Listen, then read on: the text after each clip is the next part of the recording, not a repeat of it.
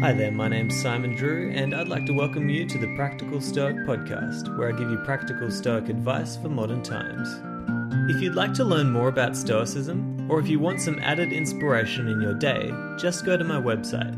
It's risetothegoodlife.com. If you're interested in transforming your life with Stoic principles, then I also offer one-on-one coaching.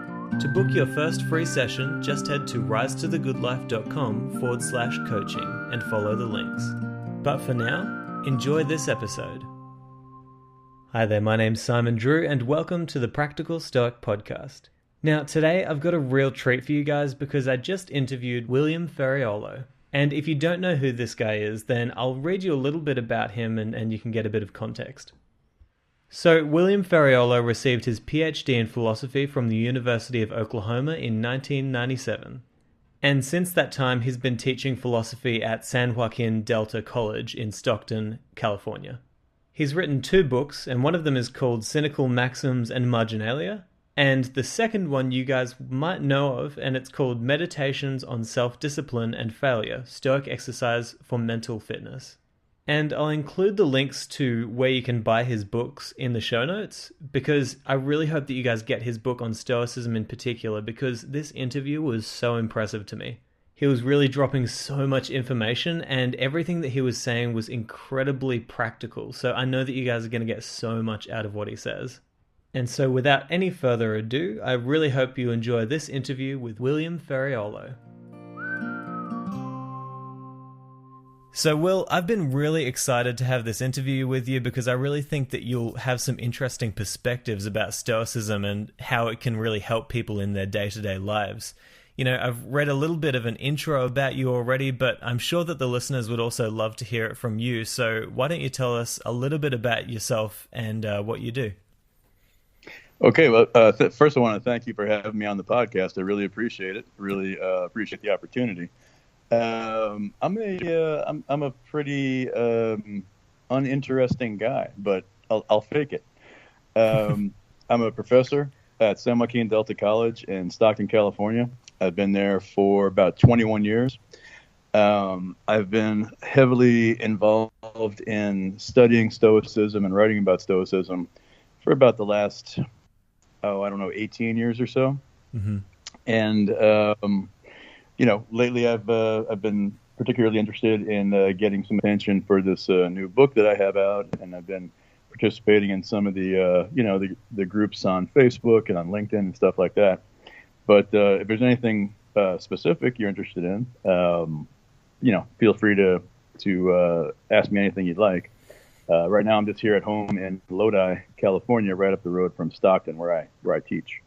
Yeah, awesome. Thanks so much for that intro. And yeah, I've got heaps of questions for you. So I guess I'll start with, how did you get involved in Stoicism at the start? Or in other words, what's your conversion story? Oh, well, it's kind of in retrospect, I realized that the conversion really began years earlier. Mm-hmm. I've told this story before, but on my 18th birthday, I destroyed my left knee at wrestling practice. I blew out my ACL, MCL, my meniscus, the whole thing. Oh my gosh. Yeah, and one of the consequences was I lost my scholarship to college. I had an Army ROTC scholarship, and I was damaged goods now. They didn't want me anymore. So I had college paid for, and then all of a sudden I did not have college paid for. So, and there went my career. I was thinking of making the military a career. So all of that was shot in one fell swoop. Went to college, started looking around for a major, something that would interest me. I kind of stumbled into philosophy just because it fit my schedule. Mm-hmm. And I realized I really enjoyed doing it, really loved doing it. Eventually, I found myself in graduate school at the University of Oklahoma. Then I got hired out here at Delta College. And pretty early in my 30s, I realized that I had a pretty severe anxiety and depression disorder that I'd inherited from my dad. And both my brothers also inherited it. One of them, unfortunately, Vinny, my brother Vinny. We're an Italian family from New Jersey, so we have to have a brother named Vinny. It's in the Constitution there. He committed suicide a few years back, and throughout all of that, I was kind of struggling through most of my 30s. I was frequently angry. I had a hard time sleeping. I had one conflict after another, and I knew that this just could not be sustained. This was not a healthy or happy life I was leading.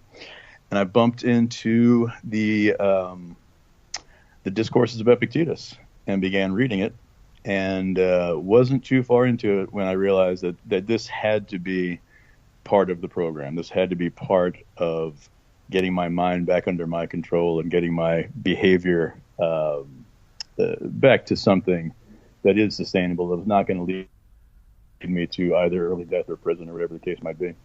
And just have been reading everything I could get my hands on ever since.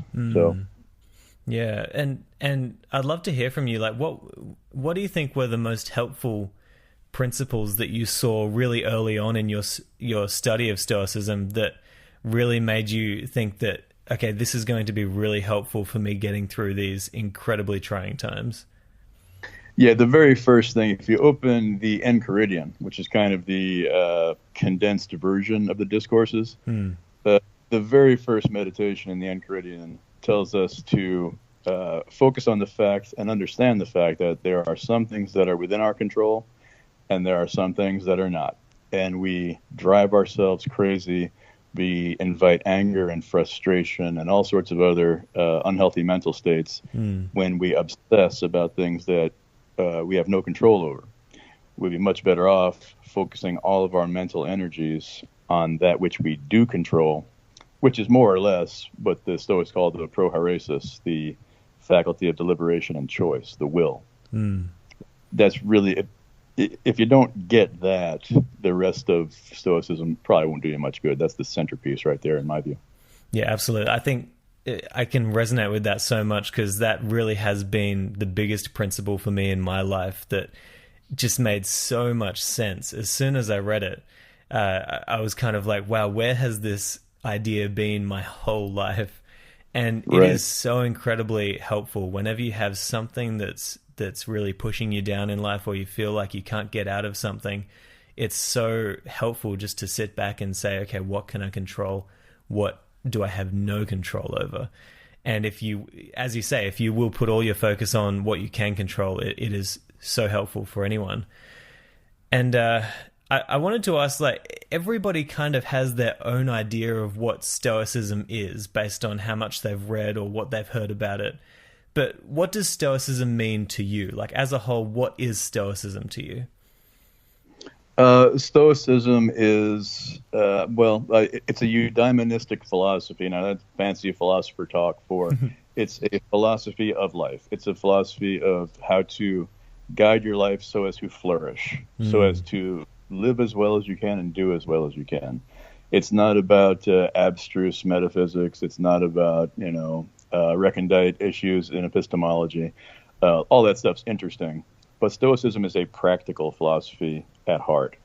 The Stoics, of course, they talked about logic and physics and ethics. And what they called logic includes a lot of epistemology, and what they called physics includes what we think of as natural sciences and metaphysics.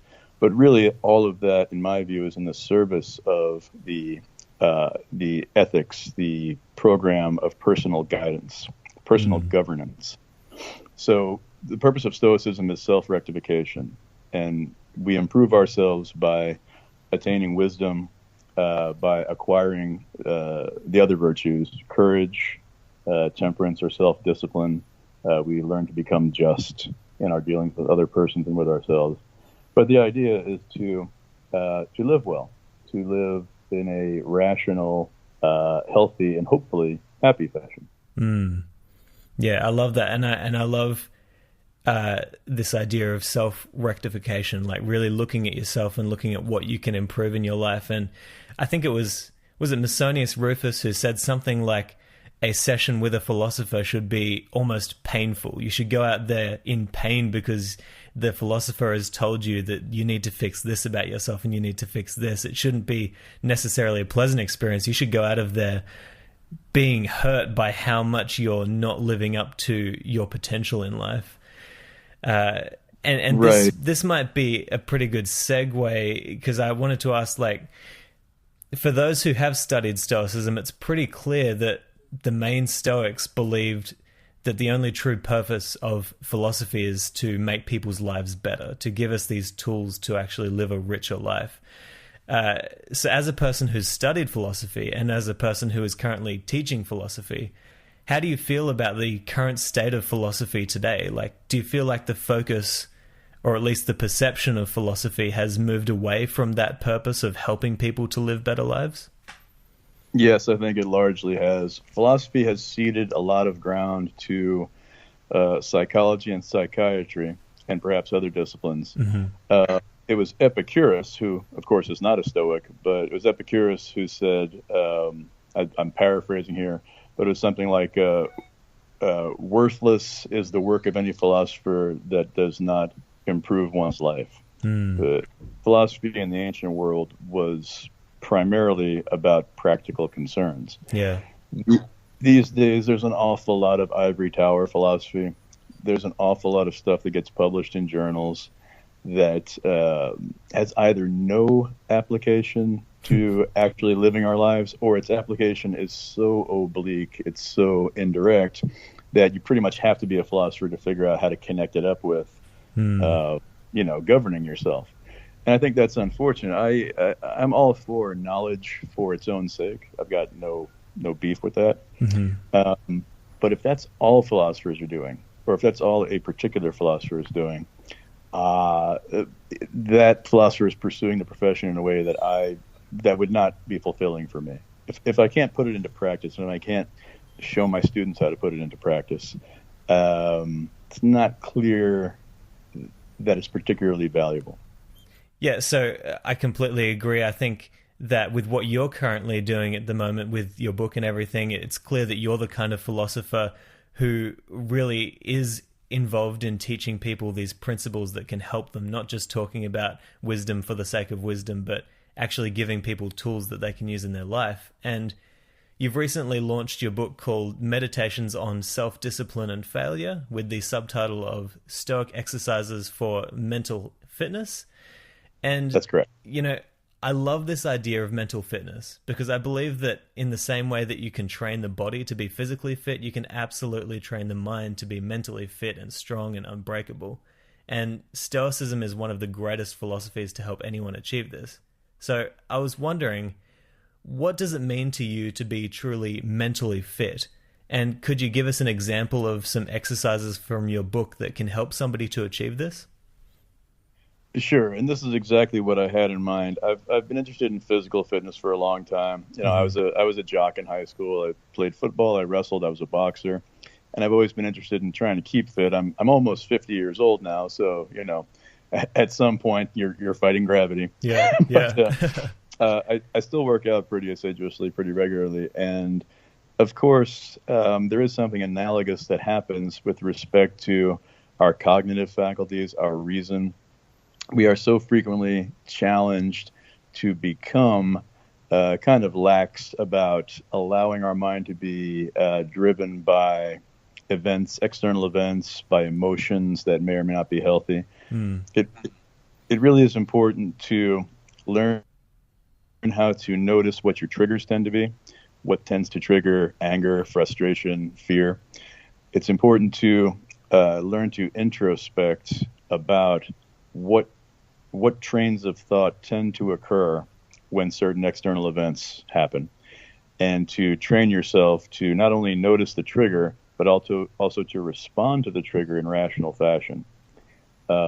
We tend to have a lot of beliefs and expectations and desires that are not particularly rational, not particularly healthy. And if we can challenge those at the crucial moment, we can prevent the sort of downward slide into irrationality and into all of the negative psychological and emotional states that tend to follow in the wake of irrationality, in the wake of impulsiveness. Yeah, absolutely. So thank you so much for that answer. And obviously anyone who wants to get this book, where can you find it? You can find it on Amazon, is that right? Or can you get it from a website? Where would you recommend?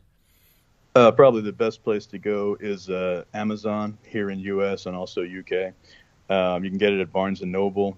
I don't know how many stores are carrying it on the shelves, but you can get the the ebook, whether it's the Kindle or the Nook, you can get it Amazon, Barnes and Noble. There's also, if you're in Britain, Hive carries it, and it's at a number of different indie outlets. And there is a website that's kind of an aggregator for independent book sites. Mm-hmm. And so if you go to that, it's I believe it's called indiebooks.com. Cool. Yeah, you can get it there. So yeah, Amazon, they're taking over the planet, so it's Yeah. probably easiest. I agree. Just go to Amazon, get it. Yeah, they've just come here to Australia, and I can already see that that's going to be a massive thing here. Oh yeah. But I was wondering, could you share a story about a time when either yourself or someone who read the book used one of these exercises that you talk about and saw incredible results? Well, I can share one of my own experiences. Sure. And it's related to my brother's suicide. A couple of days after I learned that Vinny had killed himself, I was standing on my porch, and I think I was waiting for my wife. We were headed somewhere. It was like a day or two before I had to fly out to Virginia to the funeral. And as I was waiting out there by myself, I noticed that I was becoming increasingly agitated, increasingly angry. I was kind of reaching a boiling point, and I looked around. I saw what was happening around me, and all I saw was people going about their business. A couple of kids had ridden by on their bikes, and they were, laughing and talking. There was a couple walking a couple of dogs, and they were laughing and talking. And I noticed that I was really angry and agitated. So I realized I'd been a trigger point had been hit. Right. So I thought, okay, now wait a minute. What exactly is it that is making me or causing me to become angry in this moment? I challenged this idea. There was any rational reason for anger, but I didn't perceive one. So, you introspect, you think, all right, what is it that could potentially be upsetting me here? And after a while, I realized what was making me mad was the fact that all of these people around me, they were going about life as usual, as if nothing had happened. And sort of at a subconscious level, I was thinking, how dare they? How dare they? My brother is dead. My brother killed himself. And these people are walking a dog. And, of course, you realize that's completely irrational. These people didn't know my brother. They didn't know he was dead. They have no connection to that event. But we have this kind of sometimes a subconscious tendency to expect the world to treat us in certain ways, to expect other people and external events to conform to our desires, to conform to our predispositions. And that's just a losing battle. But when I realized what was making me angry, I was able to talk myself down out of it. I was able to remind myself, look, these people are living their lives. They're doing absolutely nothing wrong. You have no justification for getting angry about this. This is what you're doing inside of your own head right now is borderline insane. Just be more sensible about this. And right after a brother's suicide, it's difficult to remind yourself to be sensible and rational, but it kind of saved me at that moment. Had I not gone through that process, who knows what I would have said or done that would have led to God knows what consequences. Yeah. Thank you so much for sharing that. Sorry, go on. Sure. No, I was just going to say that there's one instance in which it was very helpful to me. There are lesser instances on an almost daily basis.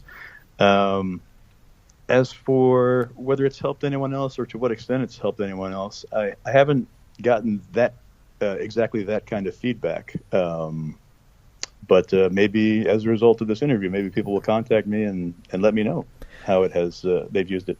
Well, yeah, absolutely. I hope they do. And I really appreciate you sharing that story, because obviously that would have just been a devastating time in your life. Most of us can't even imagine that kind of thing happening to us, and having a brother commit suicide and going through that and that pain that you would have experienced. And I appreciate you sharing how Stoicism sort of helped you to not necessarily get out of that, but to make it more bearable, at least. Right. And that really is the goal for something like that. There is no cure for someone's suicide, but there are more and less rational ways of managing it. Mm. So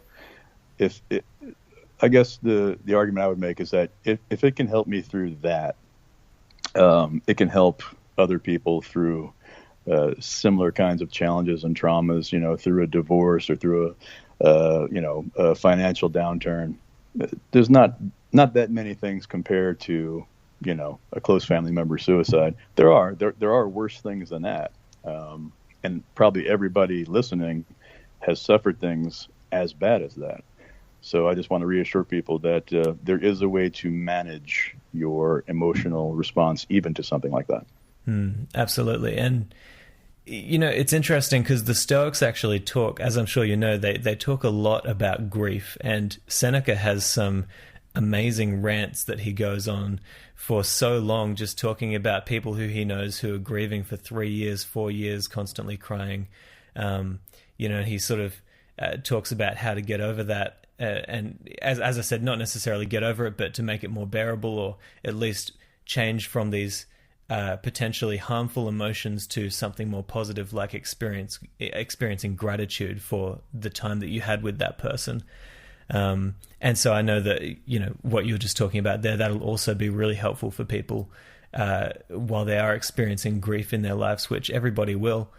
That's a really, really helpful principle that you've talked about there.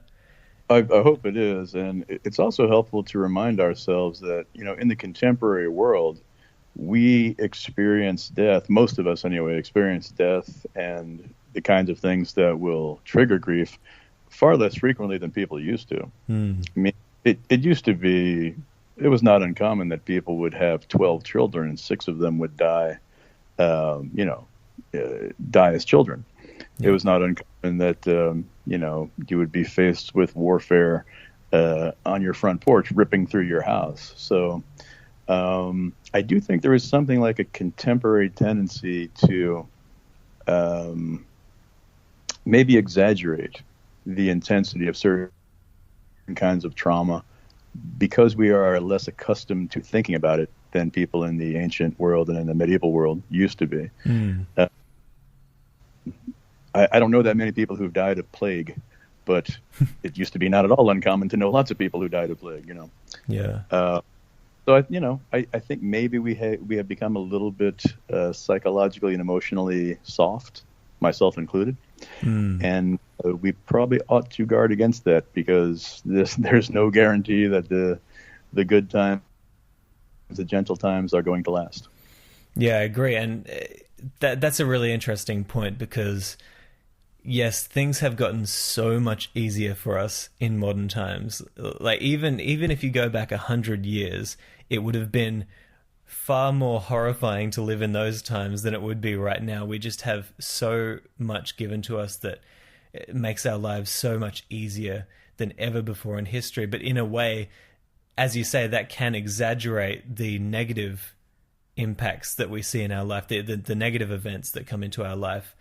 And we can have this tendency to be soft, and when these things happen, it's a huge shock to us. And I think that absolutely is one of the reasons why Stoicism is more applicable today than ever before, because they teach us we should be practicing every kind of calamity in life. We should be practicing poverty, practicing, even the idea of going through in your mind that potentially your family are dying. How would you feel, and how would you spend this day with them if you knew that they were going to die tomorrow?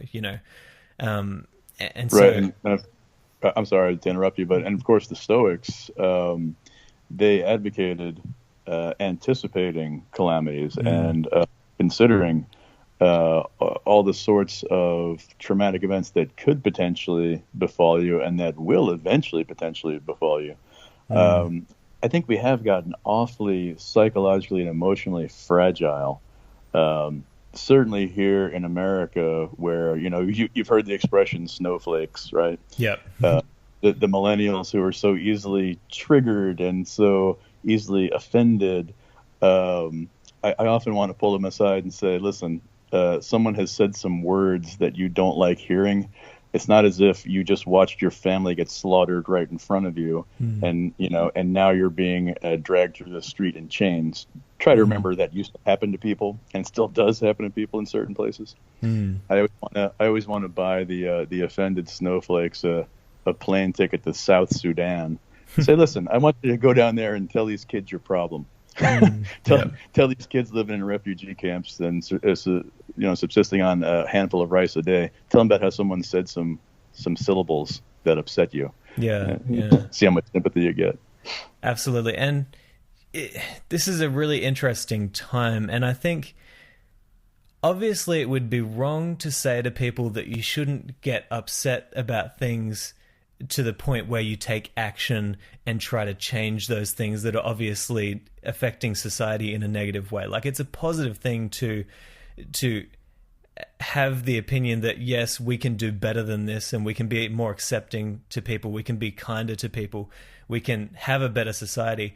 But at the same time, I think that one of the things that must always happen in this case is taking personal responsibility for what you can do to actually change that situation. And if more people were taking this personal responsibility for how they can impact society in a positive way, then we would be changing things faster. We would be developing a more accepting society, a kinder society.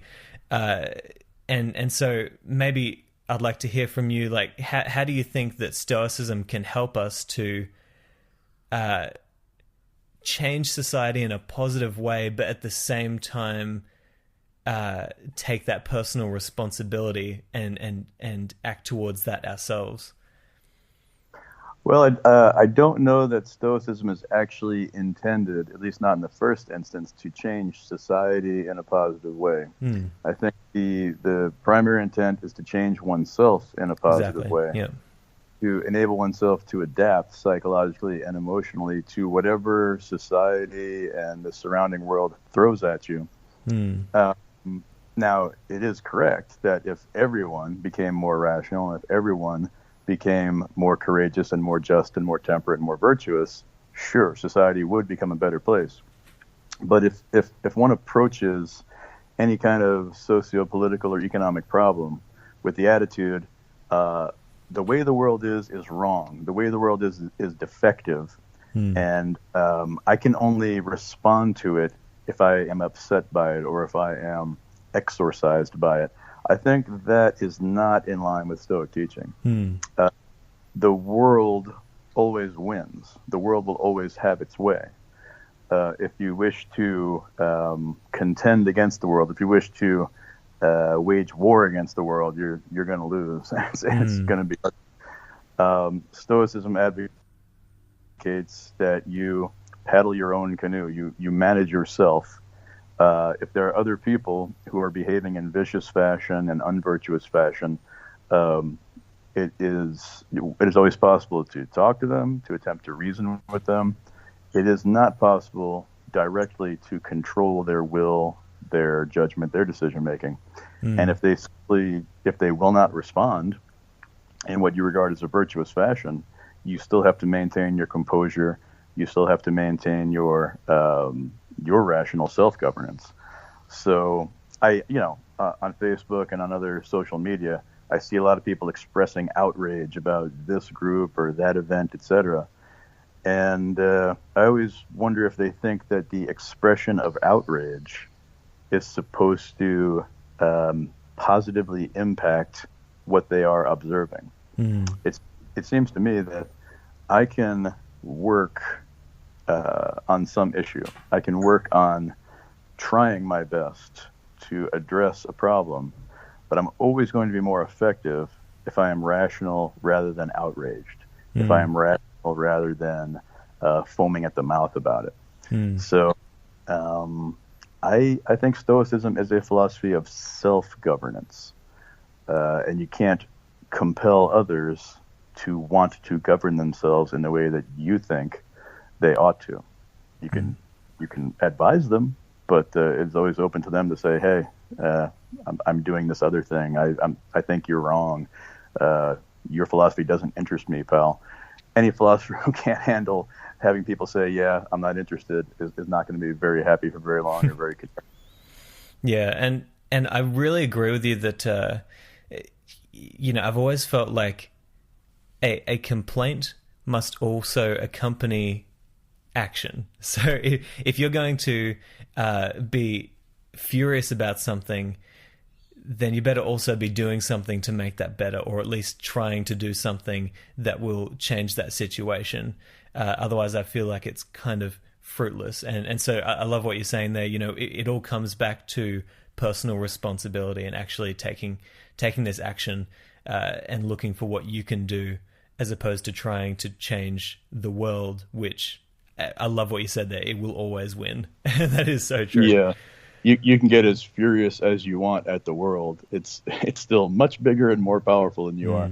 And yeah. I would always advise against fury, even though I myself have a pretty bad temper. I used to have a really bad temper. Now it's pretty bad. So I get furious, but I never, in retrospect, am glad at having done so or proud of myself at having done so. In retrospect, I always think, well, that was irrational. I can act without being furious. I think some people have this view that first you have to get angry to motivate certain kinds of actions. I think that is just a bad habit.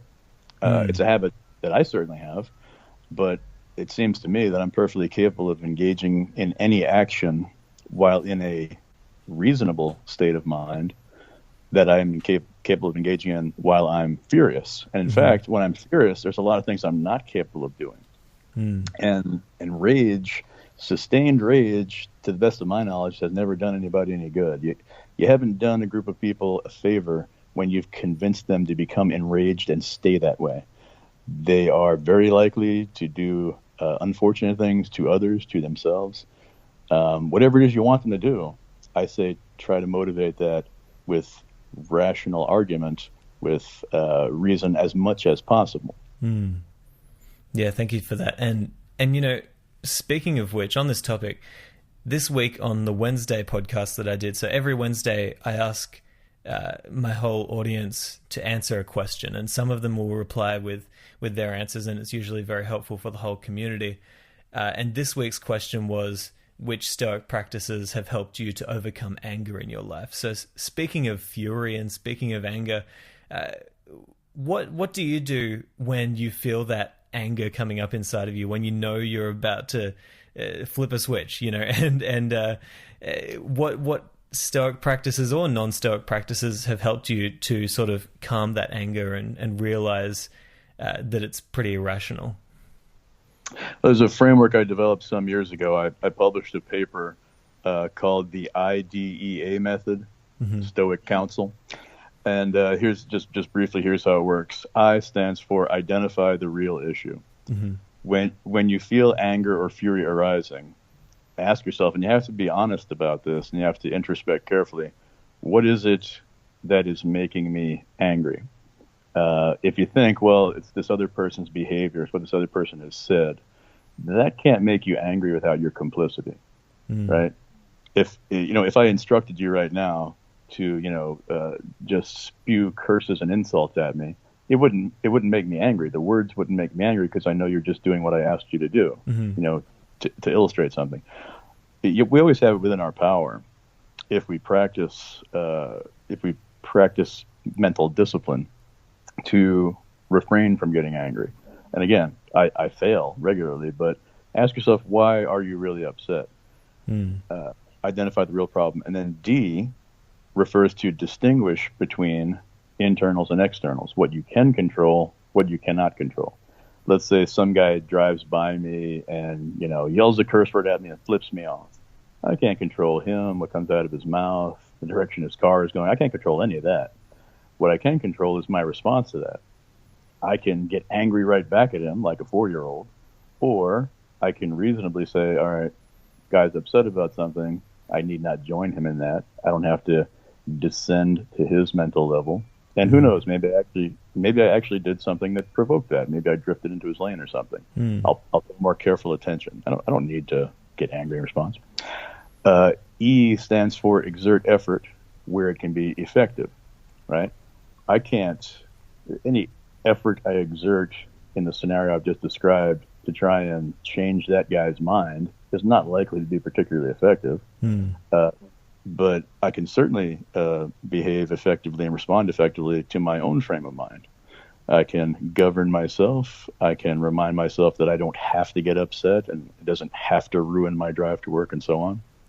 I can sort of guide myself rationally towards just focus on driving, try not to hit anything, try not to don't. If you get angry, you're behind the wheel of a car. Nothing good usually follows from that, you know.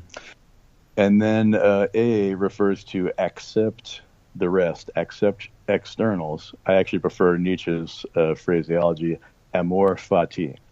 Learn to love the fate of the external world as it stands.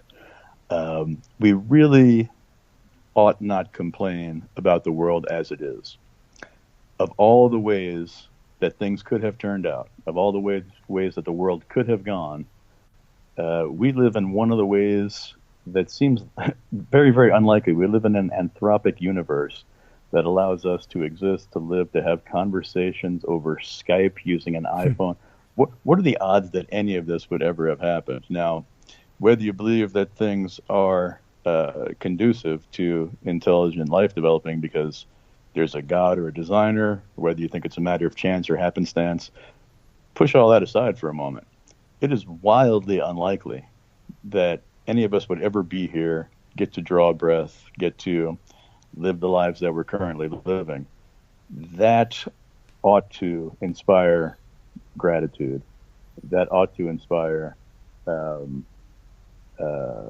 feeling that we are actually quite lucky to be here at all. There may be the occasional exception. There may be the occasional life that is so hedonically challenged, so miserable that the person actually would have been better off not being born. I'm not going to say that's not possible, but given that you and I, we haven't killed ourselves yet, that seems to imply that we prefer continuing to exist in this life than the alternative.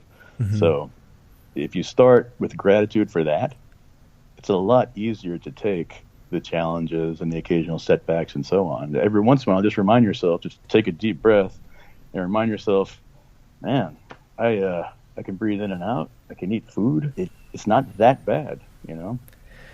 I absolutely agree that for anyone who lives in the Western world, oh my gosh, we should be so grateful for everything that we have. We have it so much better than any other time in history. But how do you think we balance that gratitude? Like, we should be grateful, we should be appreciative of everything we have, but at the same time, if everybody in history was always just perfectly grateful for everything they had and didn't need anything to change, then there's every chance we might still be throwing people to lions in the Colosseum, because you might not necessarily consider changing that because you're so grateful for the life that you do have. So how do you think we balance, this need for gratitude with also trying to change the world in a positive way and move it forward constantly? Sure. One way to phrase it is, how do we reconcile gratitude for what we do have with avoiding an attitude of stagnation or indifference towards things that perhaps ought to be changed or things that can be, right? Because you're right. If I never have any thoughts other than, wow, I'm so lucky, then yeah, I may very well not accomplish very much. I will say this, if we were reduced to only two choices, either feeling that way all the time, always feeling a condition of gratitude, or being miserable all the time, I'll take gratitude. Absolutely. But of course, that's a false dichotomy, right? We have other options. So there are things that I do when I am dissatisfied. I always try to remind myself that the source of the dissatisfaction is myself. It's very easy and it's very tempting to attribute the source of our dissatisfaction to other persons, social conditions, etc. But the fact of the matter is, if let's say there is a social condition that you find displeasing, well, what have you done to rectify that condition? And if the answer is nothing, or if the answer is, well, not enough, then the rational response is get to work on what you can do. Yeah. It's probably unwise to insist upon external success because you can't control that. But, if you believe there's an injustice in the world, and if you believe you have an obligation to address that injustice, then address it. Speak, write, communicate with people, etc. If you make this mistake, what I regard as a mistake, if you have the attitude, this injustice, this condition must change, or I am going to be miserable, I am going to be dissatisfied, I think that's an error, because there is no guarantee you can change it. Yeah. People fought for, generations to try and end slavery, and a lot of them lived and died while slavery was still a fact of the world.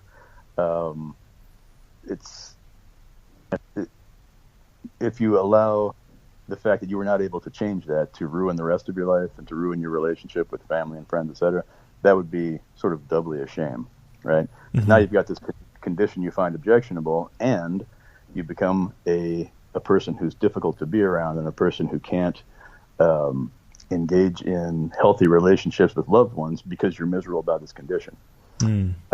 If you're fortunate enough to have lived at the time, when it was finally expunged, then by all means, feel free to enjoy that.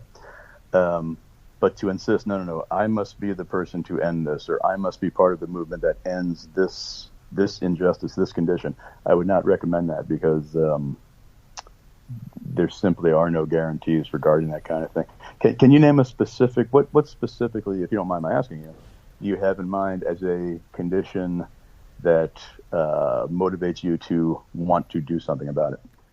Well, I don't really think I'm thinking about anything specific, because for me, life is pretty good.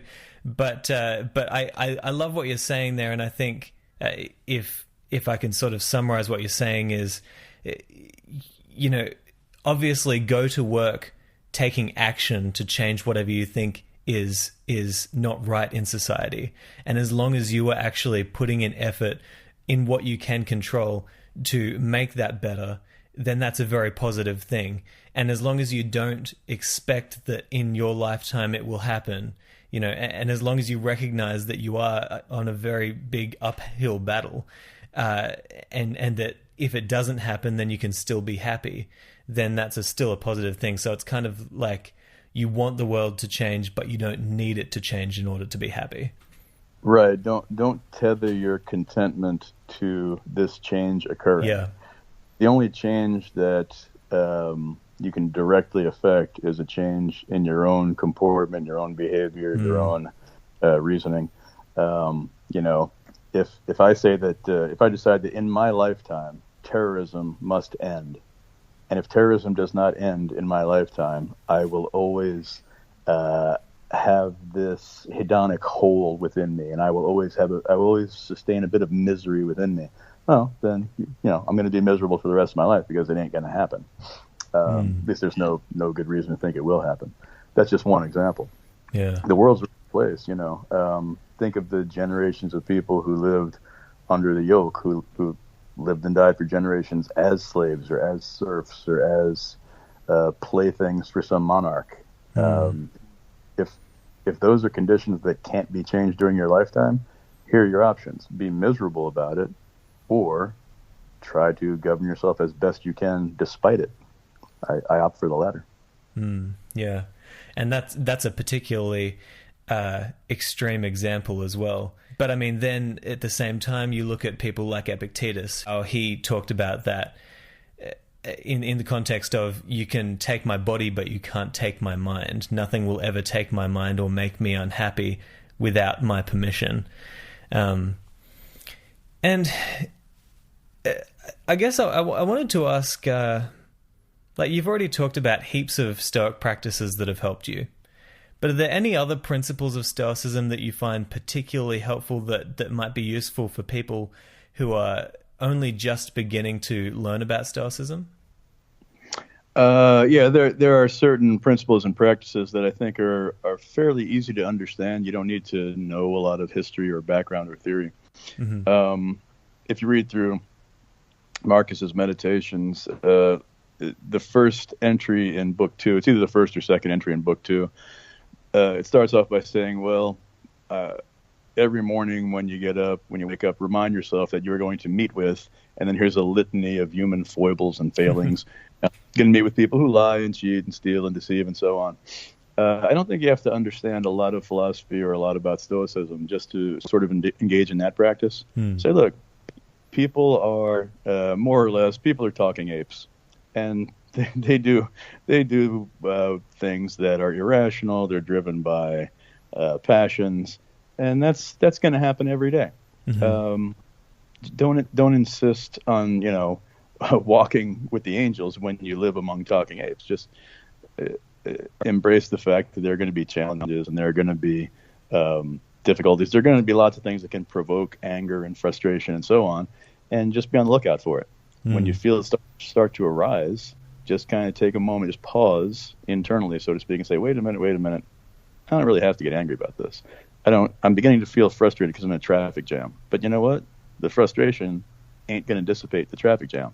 Not going to get me to work any quicker. So why don't I at least let go of that? Even before you learn how to adopt a more positive mindset, a first step is, well, just let the frustration dissipate. Let the anger dissipate. Just remind yourself that's no good for me. That's not it.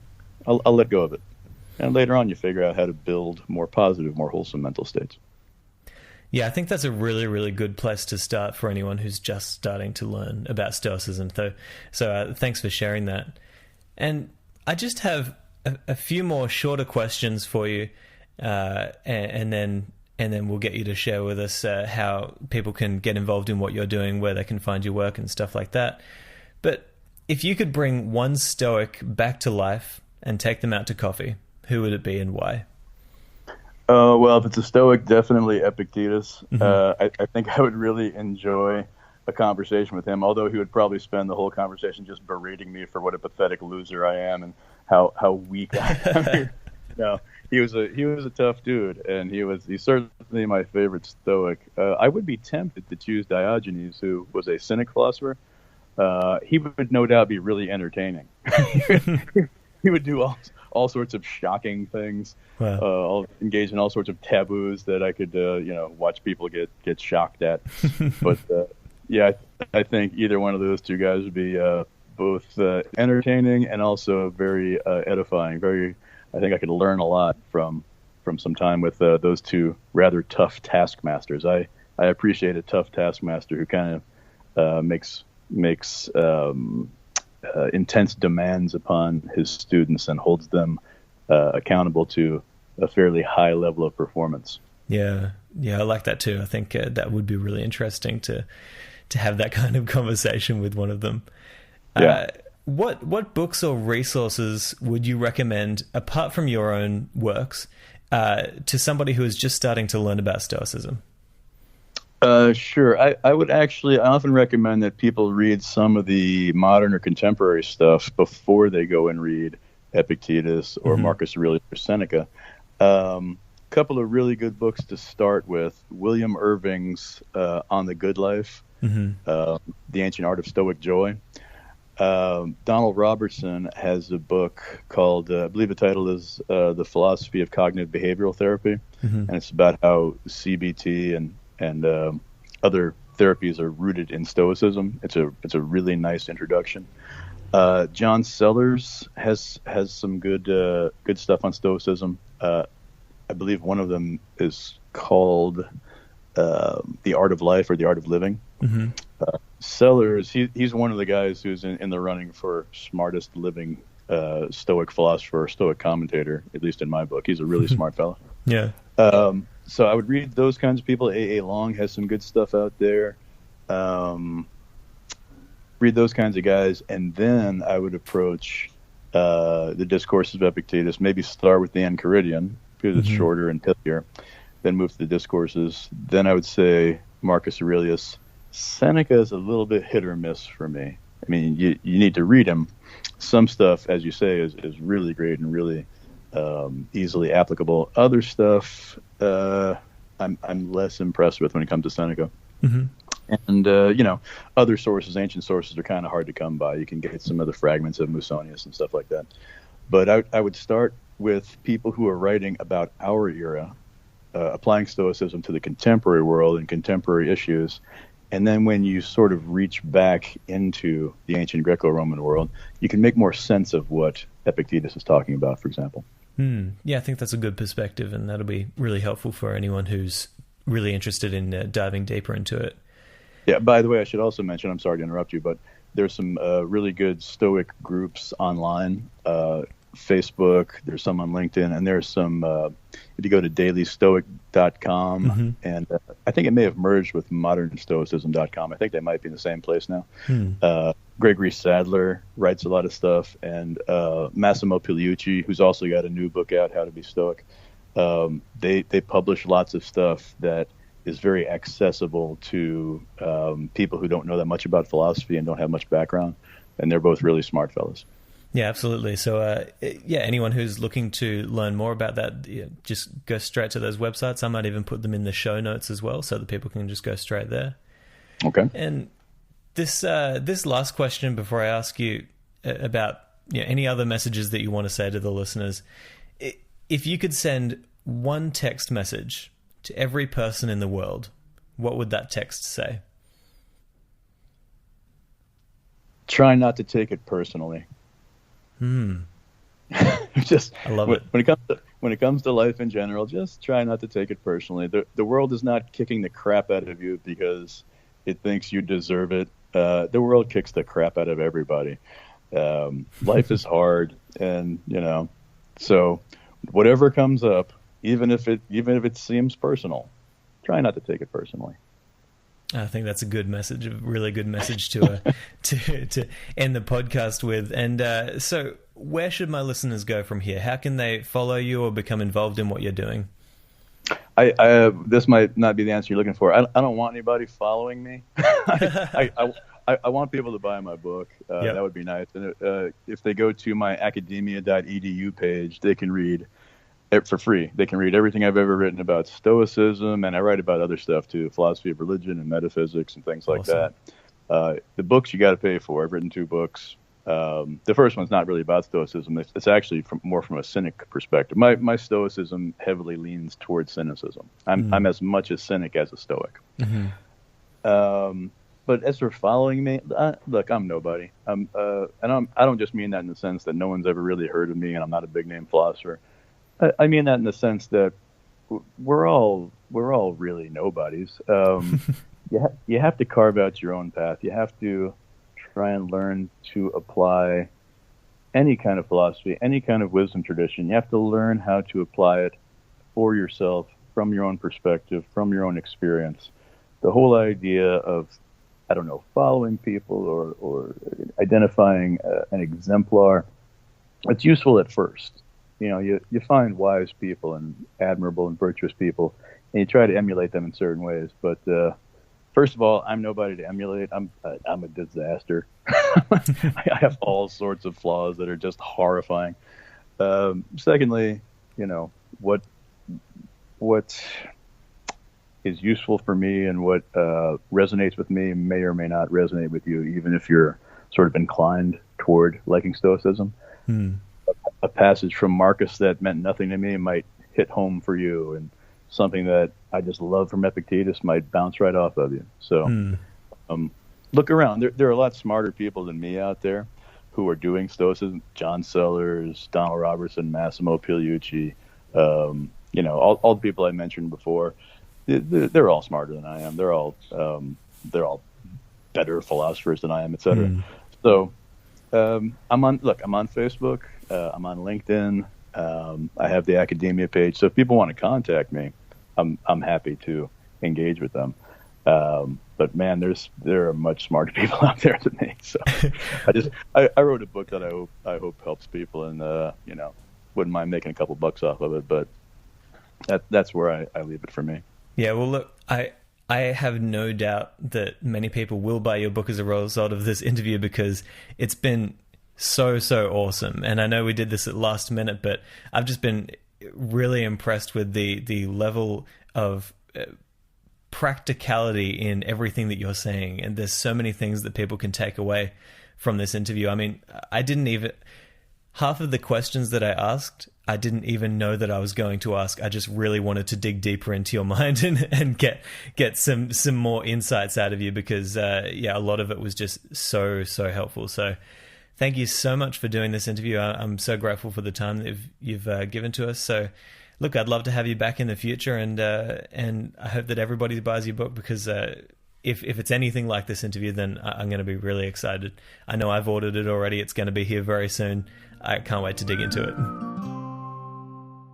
So you may have noticed there that it was quite a weird ending, quite abrupt, and that's because I was using Skype and the recording software, I still haven't got it just right, and so it sort of cut out a few times, and the ending was kind of lost, but that's okay because you got the bulk of the interview there.